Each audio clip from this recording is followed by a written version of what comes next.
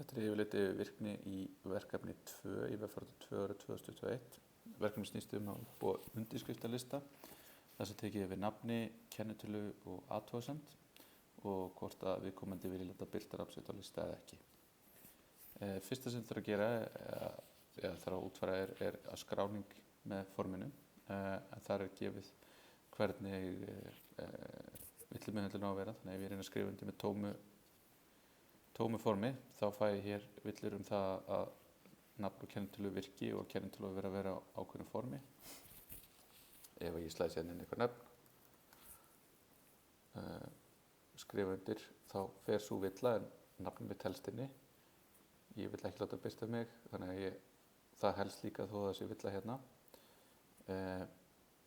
Nafn hefur hámark, þannig að ef við setjum hérna að nafnum mitt verður eitthvað rosalega langt. Þá kemur nafnum á hámarki verið 128 stafir.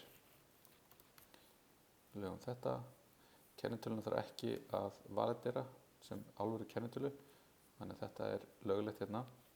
En síðan er líka hérna, ef við setjum rosalega mikið texta hérna, þá fáum við athugasemdum á hámarki verið 400 stafir. Þannig að segjum svona, ég skrifum undir og þá bætist undirskriftin mín hérna og ég er nafnlaus. Nú ætlum ég að skrá mig aftur með sömu kennitölu. Þá er ekki krafa það að fletta upp í gagnagrunnum og athuga hvort og kennitölan sé til staðar. Þetta er unique constraint á grunnum sem þýðir að þegar ég reyni núna þá fæ ég villu og þá er nú að birta svona villusíðu einhvers konar. Síðan er tablan hérna sem birti dagsetningunni hérna sem formaða bara sem dagur, mánuður, ár. Nafnið er nafnlaust eða ekki og athugasemdin ef hún er einhver. Með verkefninu koma gögn, þannig að við keyrum hérna, við sjáum hvað er í möppunni, það er hérna fake SQL, PSQL, sjá, svona, þannig að ef við keyri þessi gögn inn núna hér, þá byrjar hún að trunk þetta töfla sem þegar öllu gögnunum er hent út. Ef ég reloada núna síðunni, þá fæ ég inn sem sagt öll þessi testgögn og sér hvernig þetta haga sér. Fyrir responsive þá er nóg að fara svona létta leið að þessu. Það er ekki að fara í mjög flóknar aðgerðir hérna við töfluna. Það er nóg að láta hana kollapsa svona niður.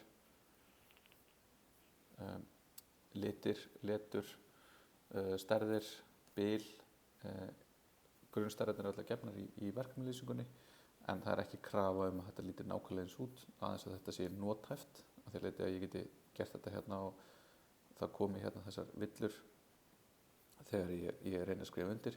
Það þarf ekki að gera eitthvað svona fínir í.